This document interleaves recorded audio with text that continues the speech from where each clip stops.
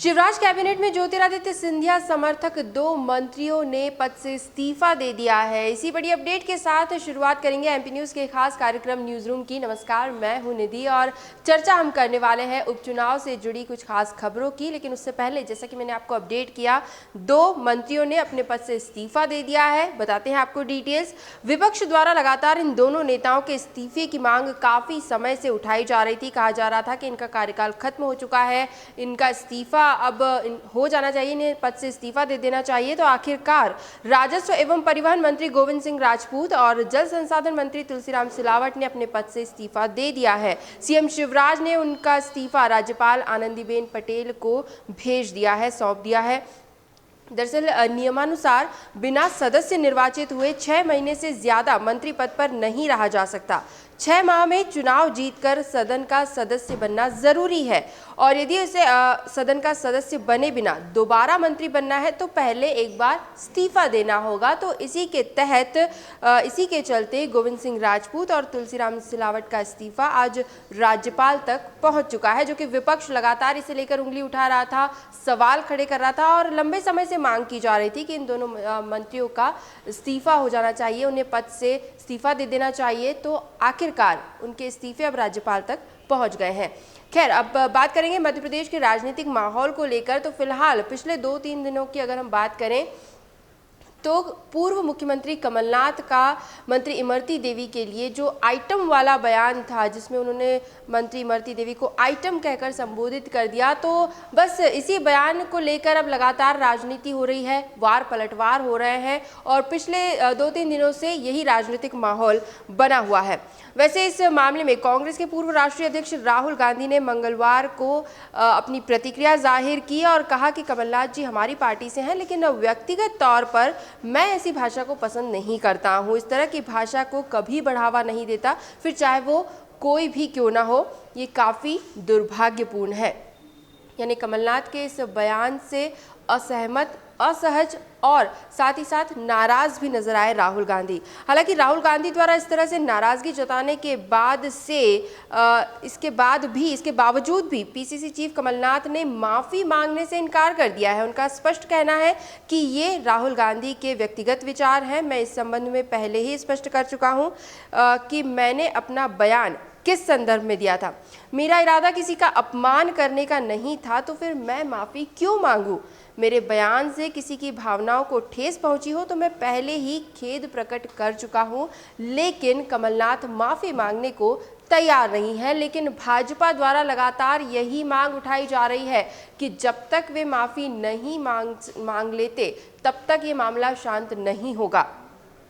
वैसे जब से राहुल गांधी ने कमलनाथ के बयान को गलत ठहराया है, उसके बाद से ही कांग्रेस के भीतर भी इस बयान को लेकर निंदा शुरू हो गई है।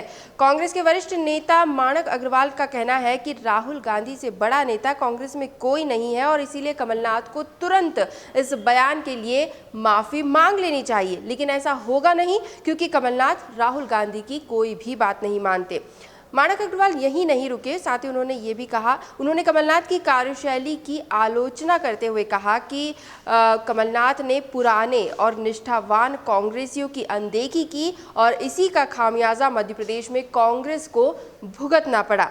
तो कुल मिलाकर कहीं ऐसा ना हो कि ये जो बयान है पीसीसी चीफ कमलनाथ का, ये एक बार फिर कांग्रेस में अंतर कलह, जो पहले काफ़ी चर्चाओं में रहता था, कई खेमों की बात की जाती थी, गुटबाजी की बात की जाती थी, तो कहीं फिर से एक वही दौर ना आ जाए, क्योंकि बड़ी मुश्किल से कांग्रेस संभली थी, इन चीज़ों से बाहर आई थी। लेकिन एक बार फिर इस बयान को लेकर अगर 2 खेमे बन जाते हैं तो यहाँ पर कांग्रेस की मुश्किलें और बढ़ सकती है। और अब इतना समय नहीं बचा है, क्योंकि उपचुनाव काफ़ी नज़दीक आ चुके हैं और अब बयानों पर ही राजनीति की जा रही है, वार पलटवार हो रहे हैं। तो अब देखते हैं कि बीजेपी और कांग्रेस इसका फ़ायदा तो खैर इसका बीजेपी को ही मिलेगा और दूसरी तरफ नुकसान कांग्रेस को उठाना पड़ सकता है। लेकिन जनता इसे किस तरह से परखती है वो भी देखने वाली बात होगी। हम बढ़ते हैं आगे की अपडेट की तरफ। मध्य प्रदेश के अधिकारियों कर्मचारियों के लिए सीएम शिवराज सिंह चौहान ने एक बड़ी घोषणा की है और काफ़ी अच्छी खबर है ये। सीएम शिवराज ने कहा कि कोरोना के समय आर्थिक व्यवस्था ध्वस्त हो गई थी, लेकिन मध्य प्रदेश के कर्मचारियों अधिकारियों ने जिस तरह से संकट की घड़ी में भी काम किया वह प्रशंसनीय है और इसीलिए सरकार ने निर्णय लिया है कि दीपावली के पहले 7वें वेतनमान के तीसरे एरियर की किश्त कर्मचारियों और अधिकारियों को दे दी जाएगी। इस राशि का 25% भुगतान उनके खातों में नकद दीपावली के पहले दे दिया जाएगा और बची हुई राशि भी इस साल के अंत तक उन तक पहुंचा दी जाएगी। सीएम ने यह भी घोषणा की है कि जिन कर्मचारियों का वेतन 40,000 रुपए महीने से कम है, उन कर्मचारियों को 10,000 रुपए फेस्टिवल एडवांस की सुविधा भी सरकार की ओर से दी जाएगी। तो त्योहारों के इस मौसम में जहां अधिकारियों और कर्मचारियों का जो हालात बने हुए हैं, उनके जो हालात बने हुए हैं, कह रहे हैं कि वे आर्थिक संकट से जूझ रहे थे, तो उन सब के बीच सीएम ने जो एक घोषणा की है तो ये उनके लिए वाकई एक अच्छी खबर है, राहत भरी खबर है और त्योहारों में तो ज़रूर ये एक बड़ी मदद बनकर सामने आई है।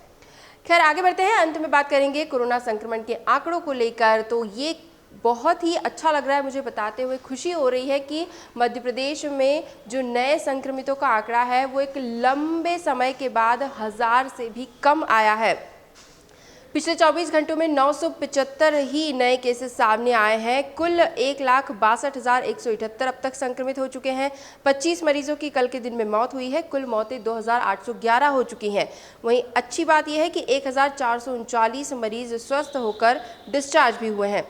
हॉटस्पॉट इंदौर की बात करें तो यहाँ भी ये आंकड़े देखते हुए काफ़ी अच्छे लग रहे हैं कि सिर्फ 260 नए मरीज सामने आए हैं। कुल संक्रमितों की संख्या 32,290 हो चुकी है। 130 मरीज स्वस्थ भी हो चुके हैं।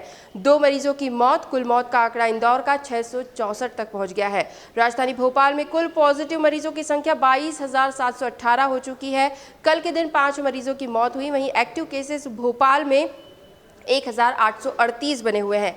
इसी तरह पिछले 24 घंटों की कुछ खास जिलों की अपडेट। जबलपुर 69, ग्वालियर 48, सागर 36, नरसिंहपुर 19, होशंगाबाद 15, बैतूल 37, रीवा 30, नीमच में 12 नए मरीज सामने आए, सतना में 22 और बालाघाट में 28 नए मरीजों में कोरोना की पुष्टि हुई है। तो आंकड़े काफ़ी कम हो रहे हैं, रिकवरी रेट भी बेहतर है। उम्मीद की जा रही है कि जल्द से जल्द कोरोना से ये जंग खत्म होगी और कोरोना मुक्त हो सकेगा एमपी देश, या ये कहे कि पूरी दुनिया से ही अगर खत्म हो जाए तो वाकई ये बड़ी राहत भरी खबर होगी। एमपी न्यूज़ के न्यूज़ रूम से फिलहाल यही अपडेट्स, लगातार और भी खबरें और भी जानकारियां हम आप तक जरूर पहुंचाते रहेंगे। बस आप बने रहिए हमारे साथ, देखते रहिए एमपी न्यूज़। धन्यवाद। एमपी की नब्ज, एमपी का हाल, मध्य प्रदेश की हर खबर एमपी न्यूज़ टीवी के साथ। लगातार खबरों के लिए सब्सक्राइब करें हमारा YouTube channel MP news TV. Latest updates के लिए बेल आइकन दबाना जरा भी न भूलें।